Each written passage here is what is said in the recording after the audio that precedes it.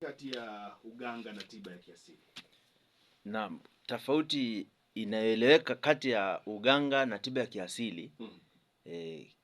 Kimimi, neno uganga ni daktari ama daktari wa kiasili.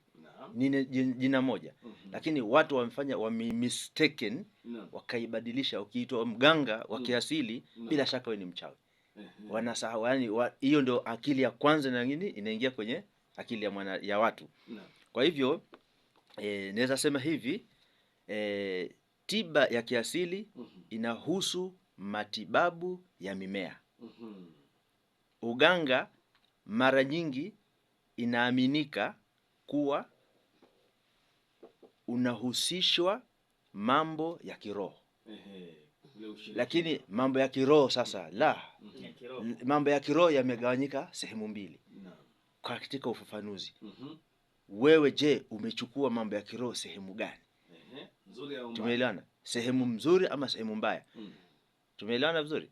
Kwa sababu ukiwa utaambatana na mwenendo mafunzo ya Mwenyezi Mungu, wewe utakuwa na usaidizi kutoka kwa Mwenyezi Mungu.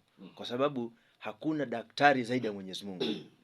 Anakufunza mambo mazuri na ili usaidie jamii kwa njia nzuri. Tumeelewana? Kwa sababu Mwenyezi Mungu ametufunza, ametupa njia mbili, ima shakiran wa ima kafura. Ima uwe mja mwenye kumshukuru Mwenyezi Mungu, ufuate njia ya haki. Wa ima kafura, ima uwe mja mwenye kukufuru Mwenyezi Mungu, ufuate njia ya ibilisi, ambayo njia ya kishetani. Tumeelewana? Sasa wanaofanya mambo ya uchawi au wamefuata njia ya ibilisi. Tumeelewana? Sasa wewe uamuzi ni wako. Utafuata njia gani? Ukifuata njia ya Mwenyezi Mungu, utatoa tiba kulingana na mafunzo ya mitume na manabii. Katika Qur'ani, katika Biblia, mimea yametajwa. Na hiyo ni jambo ambalo kwamba iko wazi. Sasa ukitumia mimea na utumie mbinu, jambo lingine kwanza, katika matibabu tena imegawanyika njia mbili. Tumeelewana?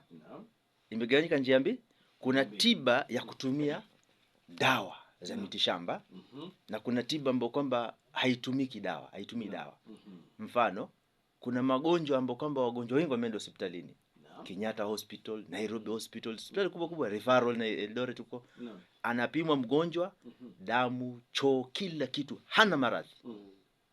Hana maradhi kabisa kwa mwili wake. Na hakika ukimwangalia hivi ni mgonjwa kwa macho, ukimwona ni mgonjwa. Yeye mwenyewe anahisi ni mgonjwa kweli kweli. Sasa hapo ndio kuna kitendawili ya kutegua sasa.